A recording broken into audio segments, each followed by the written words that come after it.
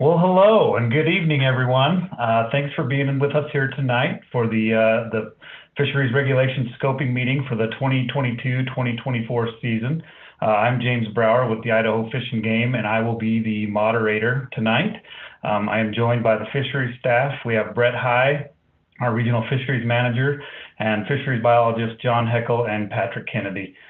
They're all excited, I know, to answer your questions. Anything that you may want to throw out at us, we would be glad to attempt to do our best to answer those.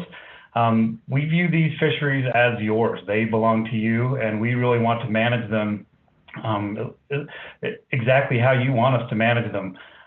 So we'll do our best to give you all the information that we can tonight to help you to decide what you want your fishing experiences to be like over the next several years. So to do that, you can actually, at the bottom of your screen, if you look, you'll see a place where you can submit questions.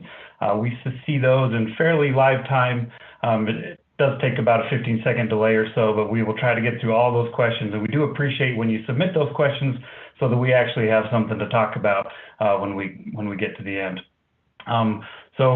If we don't get to your question tonight, or we don't answer it fully and completely like you would want us to, feel free to give us a call here at the office, 208-525-7290. We'll be taking your comments and answering questions all the way up to April 11th, and as well as any time throughout the year. If you have a question, feel free to call and chat with a biologist. We love speaking to the public and seeing what ideas that you have.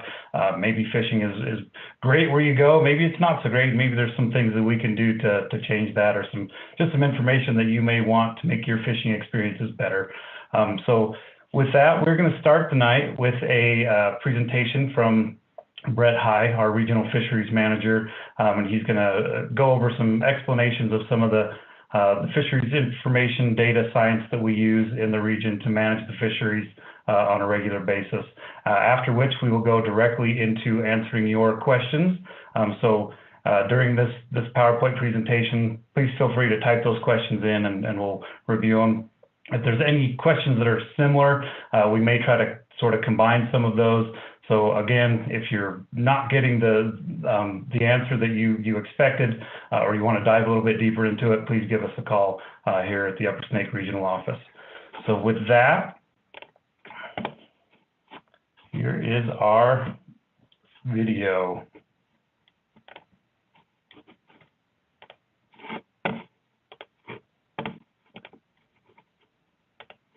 Hello everyone, thank you for taking time to participate in our virtual scoping meeting. My name is Brett High and I'm the Regional Fisheries Manager here in the Upper Snake region. I work with three great regional fisheries biologists, John Heckel, Patrick Kennedy, and Jennifer Vincent. There's a lot of stuff that goes on in our fisheries shop, so we strive to keep you informed on what we're up to and what we're learning as much as possible. To this end, we send out an email or regional fisheries newsletter each month. These newsletters provide current information about fisheries projects, surveys, or research we're working on and learning from, and provide you a way to contact the fisheries staff here in the Upper Snake region to provide feedback and comments. If you'd like to be added to the distribution list, please send me an email. My email address is included here, and I'll give you a second to jot it down or screenshot it. Our meeting tonight is focused on the fisheries located in the Upper Snake region. Scoping meetings for most of the other regions have already been held and have been uploaded to our website for you to view at your convenience. This meeting will focus on the Snake River and its tributaries from Shelley upstream to the Montana and Wyoming borders to the north and east, and the sinks drainages located across the desert to the west. Here are the current general regulations for the Upper Snake region. We have general bass limits of 6 fish, a 25 fish limit for brook trout, which is separate from the 6 trout in aggregate bag limit for other species of trout, excluding brook trout and bull trout, where bull trout are catch and release only. A 15 fish limit for kokanee, catch and release regulations for sturgeon, limited harvest opportunity for tiger muskie with 2 over 40 inches, a 25 fish whitefish limit excluding the Big Lost River, catch and release regulations for a few native non-game fish species, and no bag or possession limits on the other species. Beyond these general regulations for our region, we have 43 waters that have special rules. Here's a list of those waters with special rules that differ from the general regulations. Now I'd like to share a clip from the presentation given by Joe Kozofka, our state resident fisheries manager, from his presentation where he outlines the process of updating regulations which we are currently working through and the timeline associated with this effort. He does a great job describing the philosophy that we use at IDFG to guide a regulation setting process to provide the maximum benefit to Idaho's anglers. Our fisheries management plan has sort of key tenets of our regulation philosophy identified. And so any regulation change that we modify, it needs to align with the fish management plan. We strive for simplicity. We strive for stability in that we don't want to change regulations unless they're absolutely needed. The public has told us they don't like that when we do that. We also want to ensure that any change that we do is meaningful. We should expect a biological, social, or economic outcome from any change. We also want to provide a diversity of opportunity and make sure that the regulation changes are fair. Obviously, we don't want to discriminate against any sort of user groups or stakeholders. So a good regulation shapes angler behavior. And by shaping angler behavior, somehow you're going to shape that fish population. And generally, when we're talking about regulations, we're talking about decreasing harvest in some manner or increasing harvest. And we can do that in a lot of different ways. And I mentioned some of those ways earlier. So the regulation process, we kind of look at it in basically 6 steps. The first step, data gathering and informal scoping, is always going on. Our staff is always doing that, no matter what time of year or how far along we are in the regulation booklet. They make note of all the input they gather. We obviously are learning about the fisheries all the time. And then that information is recorded and we utilize it for this process. However, now we're beginning step 2, formal scoping. It begins essentially now. We're going to run it through mid-April. We want to listen to your ideas about what you would like to see us focus on. From those ideas and also staff ideas, we generate draft proposals. We present those draft proposals to the commission on May 5th and 6th. They may choose to forward those proposals, they may modify those proposals, or they may delete them. Once that happens, we develop, now these are called formal proposals. In the midsummer, we put them back out for public opinion surveys. We gather information about the responses from the public. We then develop staff recommendations based on that input, and then we present these sort of staff recommendations to the commission in step 6 there in mid-November. And then the commission essentially votes on whether or not to adopt those staff recommendations and make them sort of new fishing regulations. After November 15th, 16th, we actually begin publishing the new booklet. I'd now like to transition to some of the comments and concerns that we've been hearing from anglers in the Upper Snake region. Many of the comments and concerns we have been hearing involve fishing-related mortality, which they feel is having adverse impacts on fish populations in terms of the number of fish in the population and the fish size. Since I expect to hear a number of comments or questions that are related to this topic tonight, I'd like to spend a little time here describing how fish populations, numbers and size, change annually and describe factors affecting this change relative to fishing. Here's a simple diagram showing what we observe for most fish populations in our area. Fish populations are at their strongest in summer, both in terms of numbers and size. But the populations all go through a bottleneck that limits how many fish are going to make it through to the next year. In our area, the bottleneck is winter, the great equalizer. Each year, fish die of natural causes. A number of things can cause fish to die naturally throughout the year, and I'll not list all the ways that fish die here. Generally, though, IDFG observes most of the mortality occurring in winter. In fact, our surveys indicate that roughly 50% of the fish in the population will not make it through the bottleneck and will die annually. Interestingly, this number is quite similar for a number of different populations across the region. As anglers, I'm sure we'd all like to see mortality affect as few fish as possible and only impact the smaller fish. However, natural mortality doesn't work that way. Generally, mortality is high for the fish that are less than a year old, and then stabilizes around 50% for the rest of the time that the fish are in the population. This means that roughly 50% of every age class of fish will die each year of natural causes. If mortality was the only thing affecting fish populations, then populations would quickly blink out. Thankfully, fish populations are actually quite resilient when provided with good habitat, food and cover resources, and enough connected habitat to complete their life cycles. With these habitat pieces in place, fish populations can quickly grow through two ways. First, the addition of new fish. New fish can be added to the population naturally through wild reproduction, or be new fish artificially introduced to the population through hatchery stocking. The second way populations grow is through growth of individuals. Through these mechanisms, populations quickly get strong again after going through the bottleneck of winter. But as we all know in eastern Idaho, winter is never too far off, and the fish population will soon go through yet another bottleneck and start the cycle of population ebb and flow again. Now let's dig a little deeper into how the winter bottleneck and associated mortality affects fish populations. Here's our population of fish again, but under two different scenarios. The top scenario represents a population of fish that is closed to fishing. They get strong in the summer through growth and arrivals of new fish, yet have the same impact of natural mortality that we've discussed. This mortality decreases the number of fish left for the start of the next season. Nothing new here.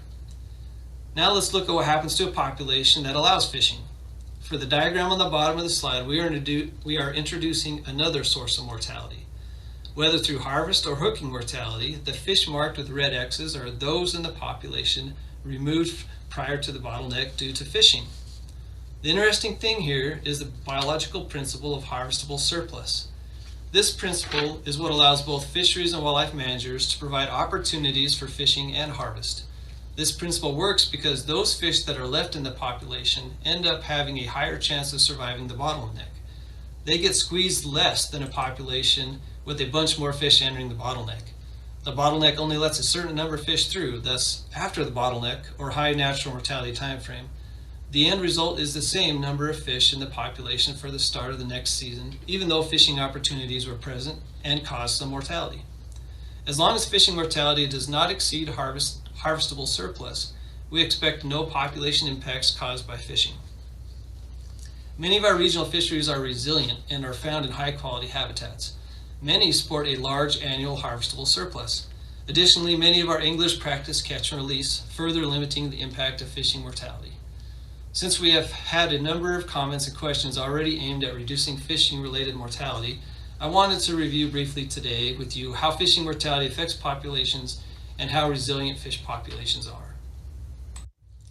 The next topic that I'd like to cover is something we've become aware of first through our gillnet surveys and more recently from angler reports. When we think of Ririe Reservoir, most of us think of kokanee, perch, or bass. Recently, however, we've noticed an increasing abundance of Yellowstone cutthroat trout.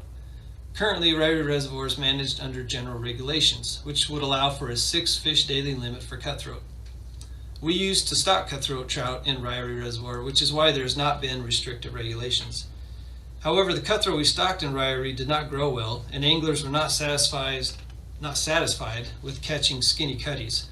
So we switched to stocking rainbows in 2013.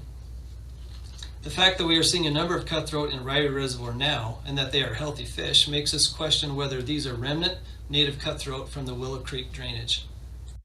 Last fall, John Heckel performed gillnet surveys for walleye, and during these surveys he captured 50 Yellowstone cutthroat trout ranging in size from 9 to 19 inches. These fish were healthy. This graph indicates how fat these cutthroat were. Values exceeding 100 are above average weight for the species. We noticed that for cutthroat in Ririe, the larger they get, the more rotund they become as well, indicating favorable growth conditions for cutthroat in Ririe Reservoir. And here's a picture of a 22-inch cutthroat caught by an angler recently in the reservoir. You can see how healthy this fish is. Our concern is that the cutthroat we are observing in the reservoir are native cutthroat from the Willow Creek drainage, where our management plan directs us to conserve native cutthroat trout. Some evidence that cutthroat from Willow Creek are utilizing Ririe Reservoir comes from where most of the cutthroat caught during last fall's netting were captured. They were caught near the mouth of Willow Creek at the 2 net locations in the red circle. The origin and movements of cutthroat found in Ririe Reservoir is something that we will research in the coming years, but are interested in hearing from you your thoughts on using regulations to protect cutthroat trout in Ririe Reservoir.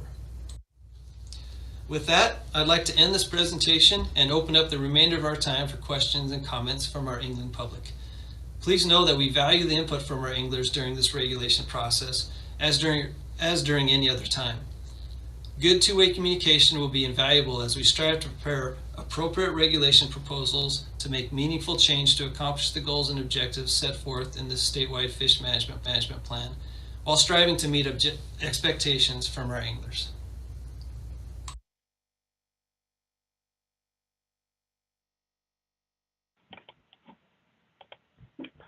All right, well, that's enough from you, Brett. It's time to ask some questions of some of our other fisheries folks. We do have several questions that have come in, and comments. Do want to say thank you for those people that are participating. Looks like we've got some good ones here. So this first one that I have is for Pat Kennedy, and it looks like it refers to McCoy Creek and Palisades Reservoir. So Pat says these small creeks are home to some fish that are rare and specific to our area. Less damaging tactics should be used to catch fish that are in the creek to either spawn or using it as a nursery to grow and produce the next generations. Regulations should be changed to artificial only. Bait fishing is too damaging of a method for these fish to recover from. Take it away, Pat. Okay, thanks, James. And as James mentioned, I'm a regional fisheries biologist. I'm primarily responsible for South Fork and Palisades Reservoir, tributaries to Palisades Reservoir, then the main stem of the Snake down to the regional boundary by Shelley. Thanks so much for tuning in tonight. Certainly appreciate all of you. And this is a great question because it's a good example of a question about regulations. But as Brett described during his explanation of population dynamics at the beginning, mortality of a population of trout is primarily due to that harsh winter conditions that fish need to overcome. Natural mortality over the span of an entire year commonly accounts for at least half of that adult population. We value the persistence of those cutthroat populations. I mean, I love fishing these creeks, Bear Creek and Big Elk and McCoy Creek. And I saw some other questions come in early online from some other anglers that were similar to this one. So I recognize the concern there, and we definitely appreciate the persistence of these populations as well. However, because we don't think that reducing harvest and gear types likely overcome the high proportion of the population that's lost to that winter mortality and would result in more fish for anglers to catch. So this is a good example of a good question there, and maybe it warrants, because of the angler's concern, maybe we should take a closer look into this with some surveying to make sure that population's healthy and continuing to trend as it has in the past. But good question. Thank you. Back to you, James. All right, thank you, Pat. I believe this next one is about the Henry's Fork. It's for John Heckel. And John says, the rivers are overran with guides. We have been pushed out as local people by all of the over-guiding. I would like to see a set number of guides on these rivers a day. I know that there's a lot of people that are getting frustrated with this. Thanks for having a comment spot, and please take this one seriously. Thanks, James. Thanks to the concerned citizen with your comment there. As James mentioned, the Henry's Fork is part of my management area, as well as the Big Lost, Mackey Reservoir, Ririe Reservoir, some of the other sinks drainages, the Willow Creek watershed. So we do get pretty busy on our rivers, especially the Henry's Fork and South Fork in the summertime. I think that's a testament to how good our trout fisheries are in this region. But as a result, they do get quite crowded. Unfortunately, though, we are not the entity that manages the number of guides and outfitters on our rivers. That's a separate entity the Idaho Guides and Outfitters Licensing Board, and they do, in fact, actually have limits on a couple different things. So the number of outfitters that are permitted to guide on a particular river has a maximum, as well as the number of trips or boats on a particular section of river is also limited by the Guides and Outfitters Licensing Board. For example, there's a set limit of boats that are allowed to float and guide on sections of the Henry's Fork, say from Ore to Vernon. Only so many boats from each guiding company can be on that section per day. So there are, in fact, limits in place, and unfortunately, though, we do not set those and we don't manage them. But that's a great question, and I think that it's very pertinent for folks to hear that there are limits in place, but we, as Idaho Fish and Game, don't manage those. All right, thank you, John. So Brett, I have dug one out for you, and it's a long one, but if you'll remember to please introduce yourself as I throw this one at you. And it is pretty long, so if you need me to repeat any of that, just let me know, and I'm glad to do that. So Brett, as we all know, Henry's Lake is a world-class fishery. As such, it would seem to make sense to search for ways to maximize the use of this awesome resource and limit the impact on the fishery. Currently, Henry's Lake is closed to all fishing from January 2nd to Memorial Day weekend. I would propose, similar to other places on the Henry's Fork drainage, that the season between January 2nd to Memorial Day be open to artificial fly and lure regulations with catch and release only. I can only see benefits resulting from this change. First, the increase in revenue to the state with another recreation option in the area without any negative effect on fish populations is a win-win. Second, I believe this has the potential of slowing the rush to the lake on Memorial Day weekend, creating a more predictable, steady, and manageable situation. Third, this change would not impact spawning as it only pertains to the lake and not tributaries. The bottom line is it just makes sense. There's no logical reason to have these exact regulations in place on other stretches of the Henry's Fork and not on the lake. Thanks for your consideration. Well, thank you, James. That is a long question, but it's a good one. I think I got the gist of most of it, and I really appreciate that question tonight. Before I go into trying to answer that, I would first like to point out that my introductory slideshow left out one of our crucial members of our fisheries team here in the Upper Snake region, and that's our recreational site foreman. That's Darren Schneider. He does a bang-up job helping us keep our access points functional and in good repair for you all to enjoy. So we're giving him a pass tonight. He's not in the meeting, but he is an integral part of our team. So getting back to I guess first a little bit of introduction for myself as well. You asked me to do that as well, James. I'm Brett High. I love this part of the state. I love working for Idaho Fish and Game.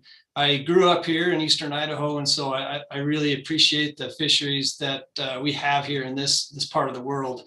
I've been to most of the schools in Idaho. I've graduated from 3 of them, my master's from University of Idaho, and just feel fortunate to be able to work here and really appreciate this opportunity to interact with you anglers tonight, although it's a different format than I'm used to. I wish we could be meeting face to face, but at least we have some way to interact with each other and hopefully have some meaningful dialogue as we work towards appropriate regulations for the next cycle.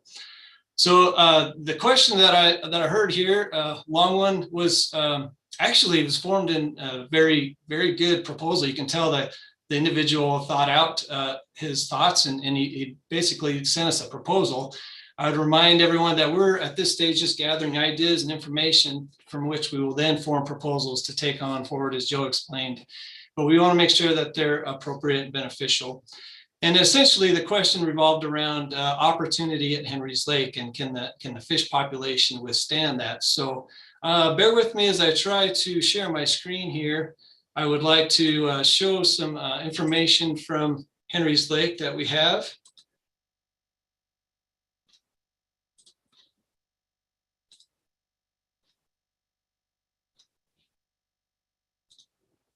All right, here we go. And it's about abundance because as Joe Kozofka mentioned in his part of the presentation, regulations, fishing regulations change harvest. And so harvest comes down to abundance. Abundance at Henry's Lake is one thing that we track annually. We go in as soon as we can after ice out, and we set out gill nets to track relative abundance of fish in the lake.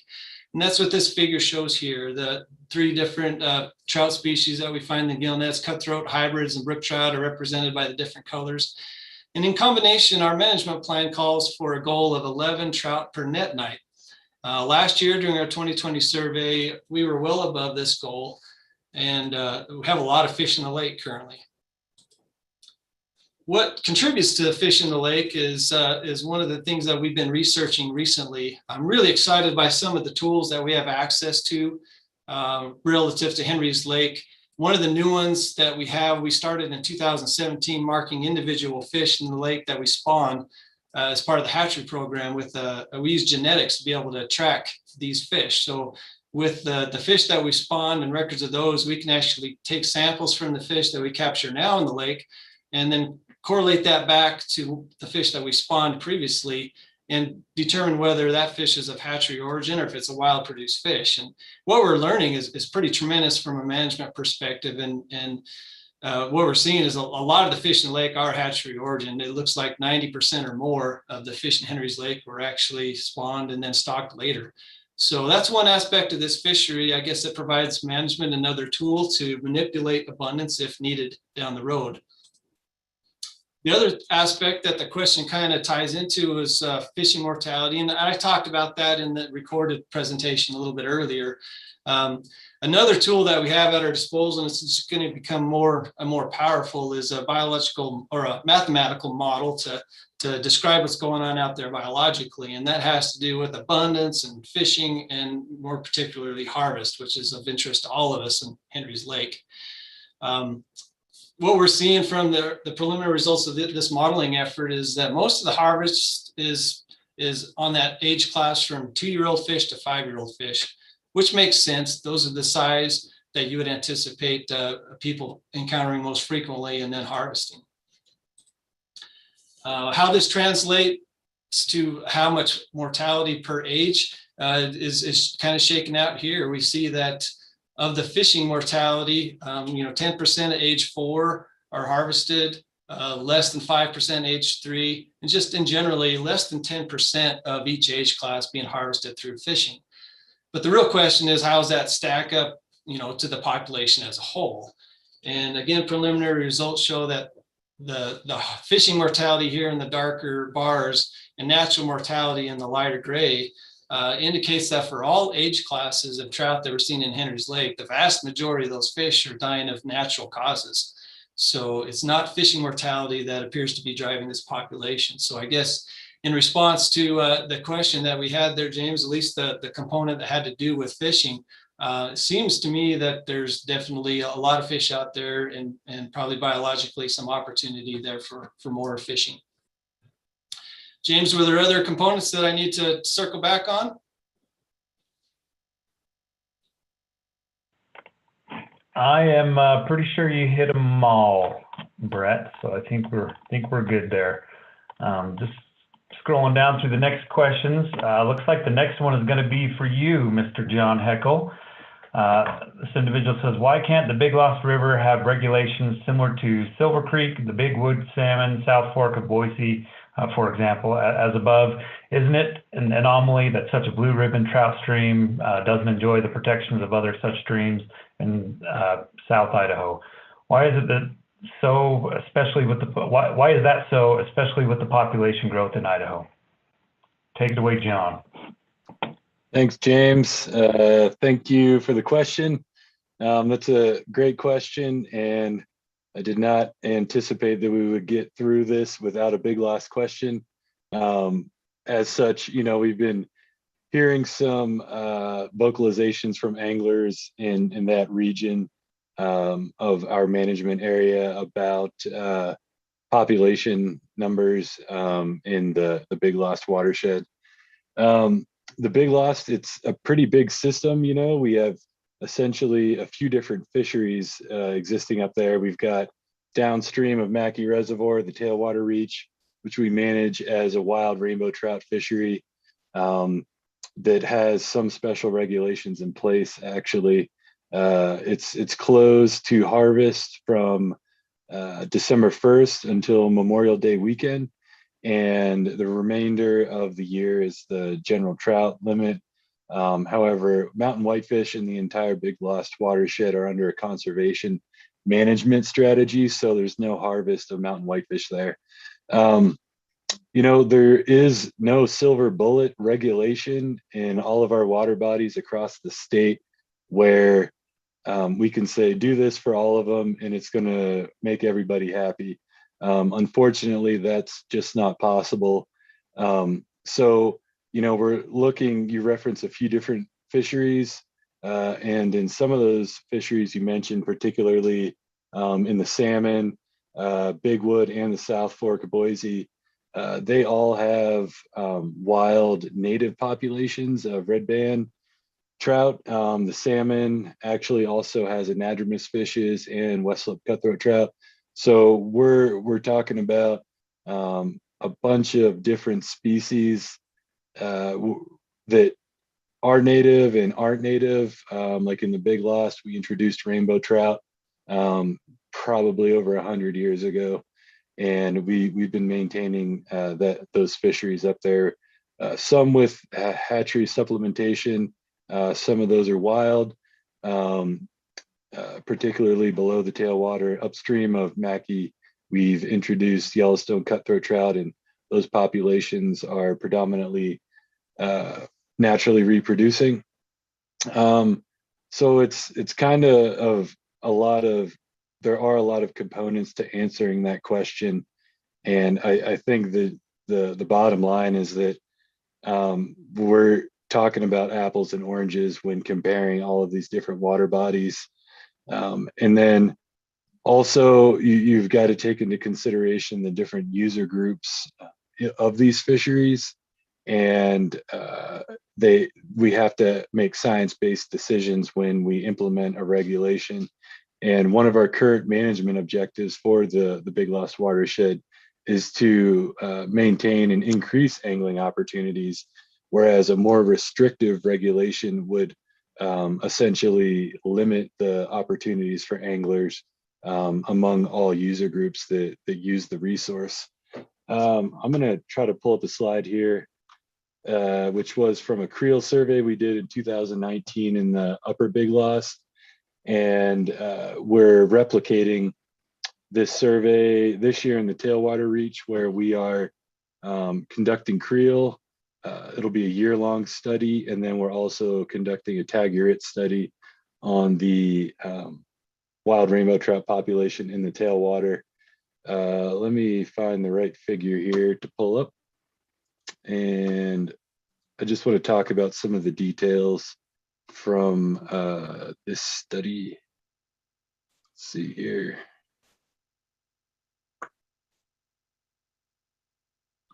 Okay.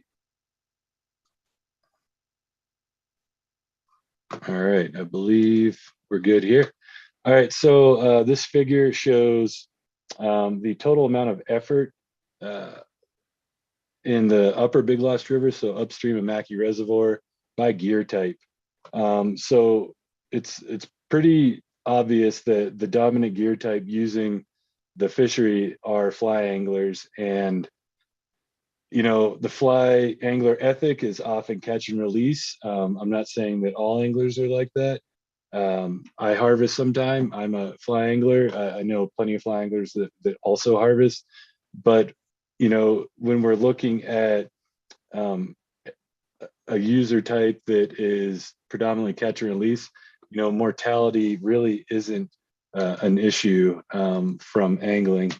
Let me try to go to another slide here. Okay, so we can also see, let me back up, that overall angler effort has also declined in the Big Lost. So this kind of shows that this is total catch on the primary y-axis here, and we see these 3 different creel years, and then we see catch rates. So total catch, has declined. Catch rates remain the same. That's on the secondary y-axis there. And I already talked about this. We see a big change from the 80s into 2019, where bait angling and that is declined in a big way. Fly angling has increased.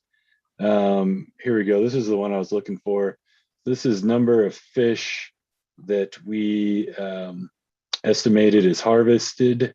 So this was a very, very low number of harvest of those fish compared to the total number that were stocked.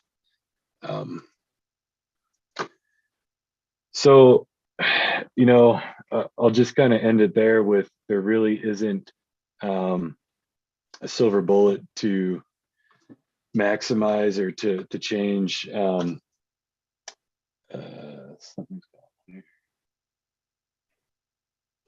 There really isn't a silver bullet that will produce the same results in all of our different fisheries. But thanks for that comment. That was a pretty good one. Well, thank you, John. Appreciate that answer. Looking over the next one, I think I'm going to throw it to Mr. Brett High. So this is also kind of a long one, Brett. But will more public access points be added through private-owned land in the near future? I love fishing the Upper Snake River, specifically the Henry's Fork and Ashton. Unfortunately, there is little public access above the Ashton Dam, and landowners are often selfish by not letting fishermen across their land to access the river.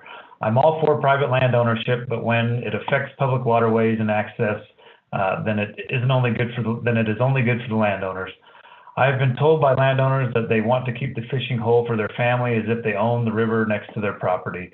It's sad that I cannot have access to my favorite place for fishing anymore because landowners want to have public land to themselves. They know how good the fishing is and want exclusive rights to waterways. This is unconstitutional and selfish. Something needs to be done about it. What do you think, Brett? I think that's another excellent question. I appreciate it. You can tell this individual feels very strongly about it too.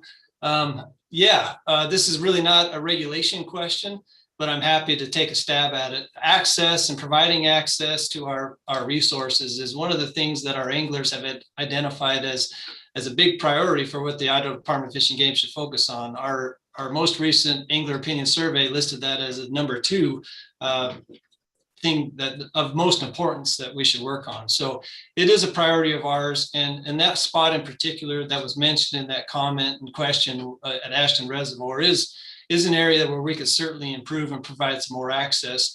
We are certainly interested in doing that, and we have a number of mechanisms that we can employ to try to make that happen. But ultimately, it comes down to opportunities to work with landowners who are willing to help with that.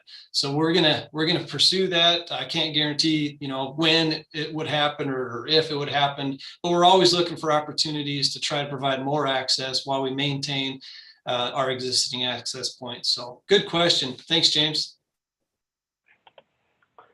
All right. So looks like our next question pertains to the Little Lost. So that would be Pat Kennedy. And Pat, this question says, maybe we could try stocking. Oh, I'm sorry, my screen just flipped.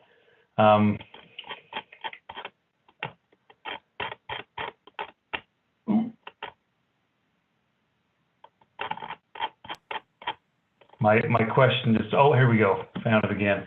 So Little Lost River, maybe we could try stocking again so some kids could actually catch a fish in the summer. So take it away, Pat. Okay, yeah, that's a good question. Not really a question about a regulation change, but I think we can address that pretty easily anyway.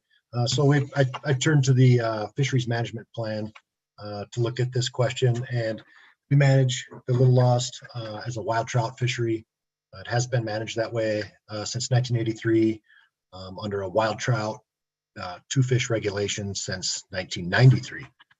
So we don't typically stock catchable trout in areas that are managed for wild trout. So this would be a little bit out of the norm to stock fish in a wild trout fishery, and maybe against the objectives outlined in our fisheries management plan for that water body. In addition, in the Little Lost, there are really liberal bag limits, 25 fish a day for brook trout, and there are a lot of brook trout in the Little Lost. in several of the tributaries to the Little Lost. Getting kids to catch fish is what it's all about, and Little Lost is one of my kids' favorite places to go. So I'd encourage the angler who made this comment to contact me. Again, my name is Patrick Kennedy, and they can give me a call, and hopefully I can point them in some areas where fishing can be pretty good in the Little Lost. So good question. Hopefully I can help you out at a later time. Thanks, James. Back to you. All right, Pat. Pat, for those of you that don't know, he is a fishing fool and fishes about every dadgum day. So he's the one I go to for some fishing questions more often than not. So our next question is going to be for John Heckel. This question says, after the lower Big Lost was stocked in 2019 for the first time in many years, several of those fish carried over to 2020 but could not be harvested before Memorial Day and were subsequently lost.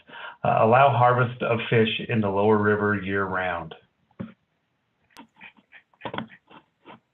Thanks for that, James. This is another great question pertinent to the Big Lost, which is really quite a unique fishery. Sink drainage goes out to the desert and disappears. And because of that, on top of irrigation practices on that river, we don't know when there is going to be water on that stretch. And so our current management objective is to provide angling opportunities on that section of the river when applicable. So when there's water in the river, and unfortunately, we can't just implement a regulation on a water year where there are going to be fish. Furthermore, it helps us simplify our regulations by just saying, this whole section of the Big Lost, catch and release over winter, and then once Memorial Day weekend hits, you can start harvesting fish. So again, great question, but not one that we really can manage for because water use is so unpredictable, and we don't know what years we'll be able to stock fish down there, and what years that a regulation might be able to be in place. But that's a great comment. Could be something we could look into and maybe create a regulation that is very specific. But again, we're trying to simplify instead of complicate. So that is a great comment, and thanks for offering that up. All right, the next question is going to be for Brett High. I'm going to throw this to you about Henry's Lake in Jen's absence. So hopefully you can answer this, Brett. Good luck to you. So Brett, are assumptions about low exploitation rate to maintain the trophy nature of Henry's Lake fishery holding up? After population assessments and extensive creel surveys of the mid-90s indicated low exploitation rates, less than 15%, and a large population of catchable salmonoids, greater than 1.3 million fish, with a trophy component meeting management goals. IDFG liberalized fishing restrictions of seasons and day lengths to increase revenue. Henry's Lake has been managed as a family fishery to reach a larger and more diverse public. Natural mortality has been significant throughout management scenario changes, largely based on water quality conditions. Improvements in wild fish recruitment have been successful through stocking rates, those stocking rates remain significant. Has exploitation been elevated as a controlling factor to population characteristics combined with continued significant natural mortality conditions, prolific non-game species proliferation, and stocking rates, including tripled management of population supplementation? There's a lot there. Take it away, Brett High. There is a lot there, James, and I do chuckle a little bit when I hear you speak fisheries science, as you always say. That was a long one, kind of like your conversations with Pat when it comes to learning about how to fish. So, can I answer the question? I'll give it a shot. There's a lot there. I think the basic part of the question is exploitation, or how much harvest by angling is affecting the population. Has that been changing through time since the 90s? We do our creel surveys on Henry's Lake. We try to strive for an interval of every 3 years. And what we're seeing is pretty stable exploitation rates, or the proportion of the population being harvested by anglers is pretty stable through time. And again, going back to the previous Henry's Lake question I had, we do have the ability to turn up the faucet, so to speak. If we notice that exploitation is becoming a problem, we can add more fish. That's not a problem. Really more of a question of is it appropriate to add more fish? Henry's Lake we manage as a trophy fishery. I know the comment mentioned family fishing or economic reasons, and I'm not aware of that ever being the case at Henry's Lake.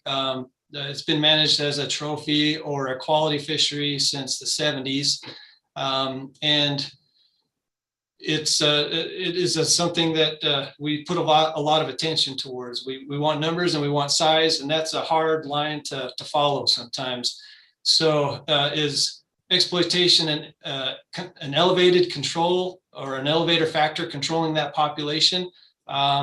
It doesn't appear to be. From what our creel surveys are indicating and where we're seeing, exploitation or harvest doesn't seem to be driving the population.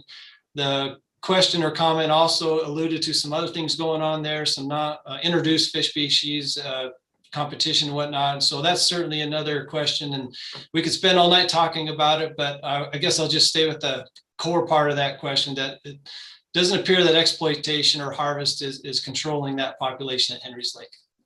Thanks, James. All right, Brett, before we go on, I would like to note that the reason that I talked to Pat about fishing is so that I can pass those tips on to our fisheries manager and, hopefully get him catching a few more fish every once in a while. Because it's just sad when I outfish him every time we go out. Super sad. So our next question is going to be from Mr. Pat Kennedy, and this is pertaining to the South Fork of the Snake. It says, I think the brown trout should almost always be required catch and release. Not many people rely on these fish as a food source. Some people probably kill them without even eating them. So what do you think, Pat? I think Brett's going to fish you under the table again next time you guys are out. You're asking for it.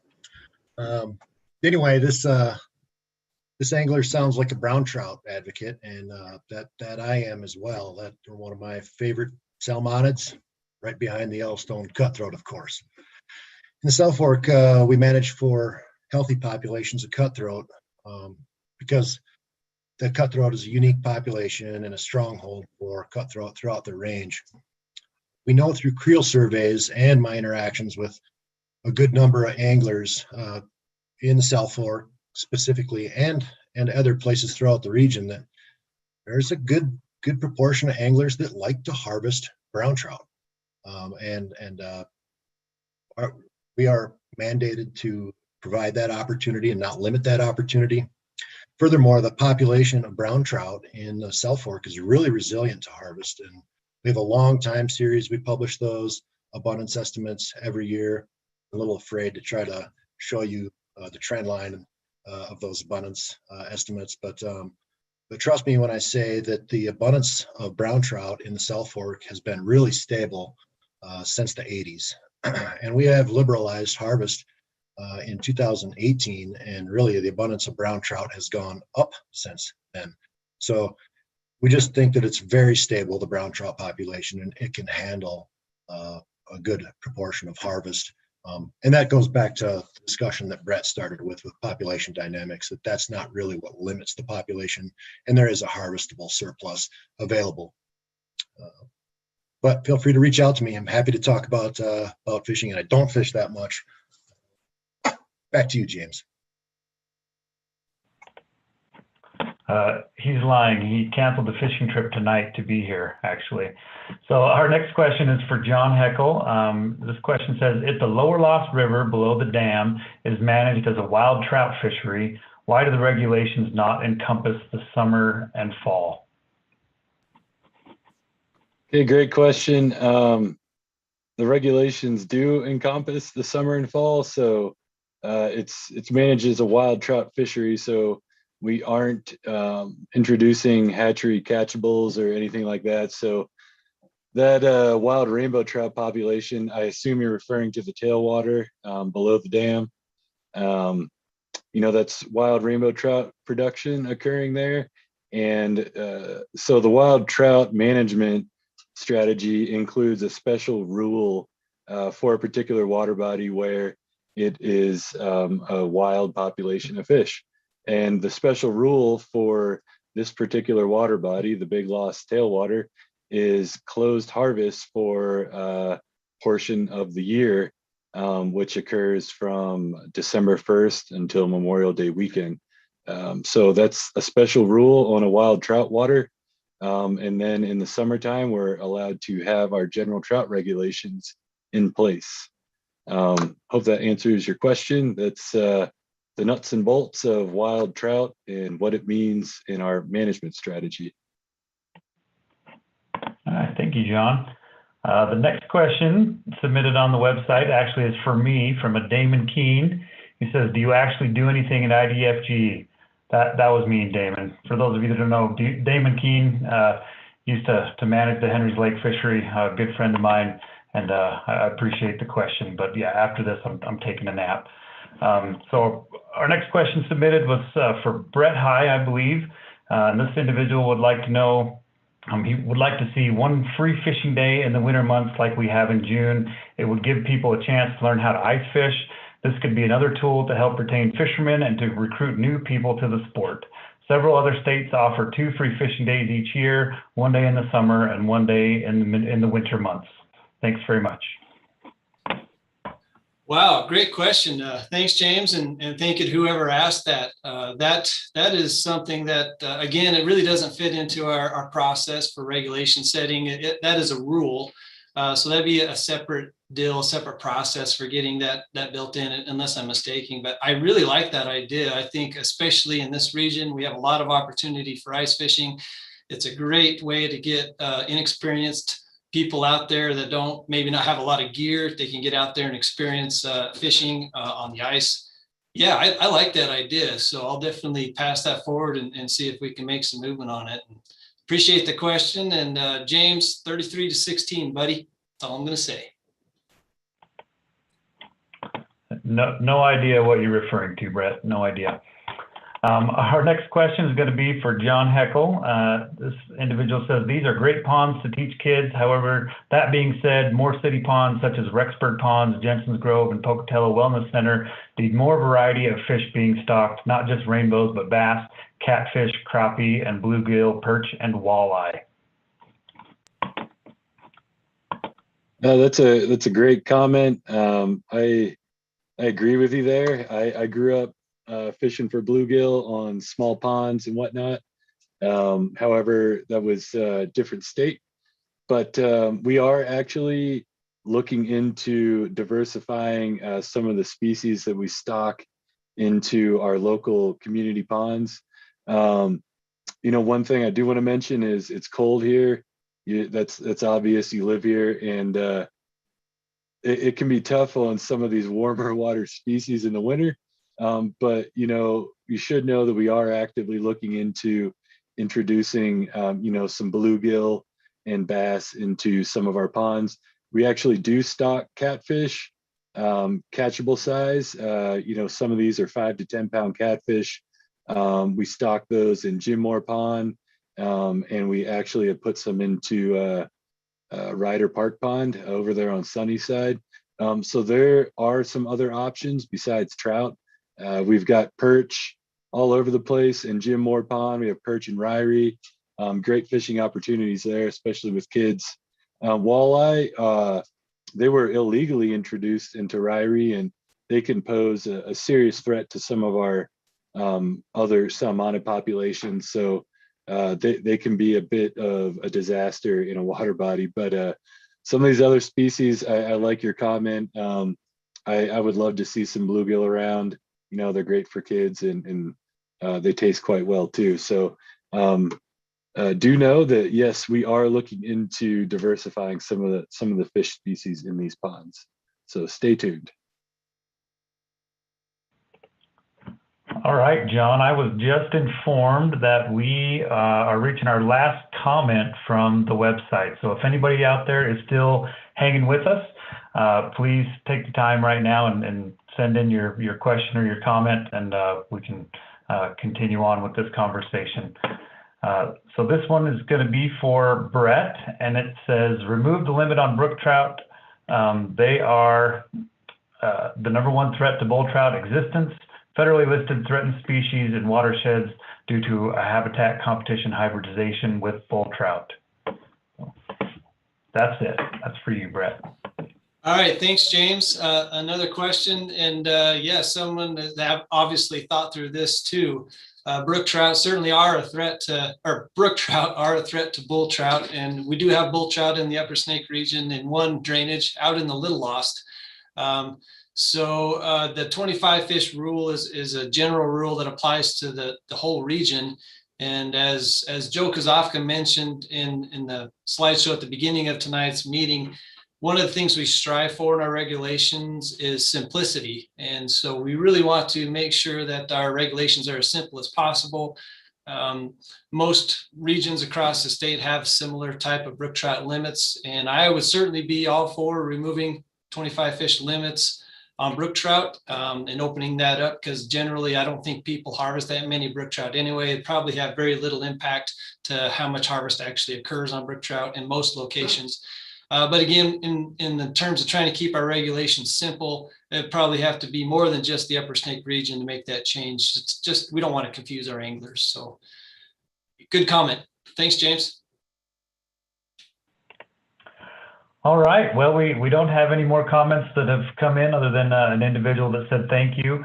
And we would like to say thank you back. Thanks for participating in this process, and we would like you to continue to do so. Tell your friends to provide comments as well. Talk to those people that you fish with, hang out with, and get them to our website to leave a comment. We really do enjoy your ideas. We really do look at them, think about them, process them, and put them into that regulation process. So thanks for being with us here tonight, and enjoy the rest of your night.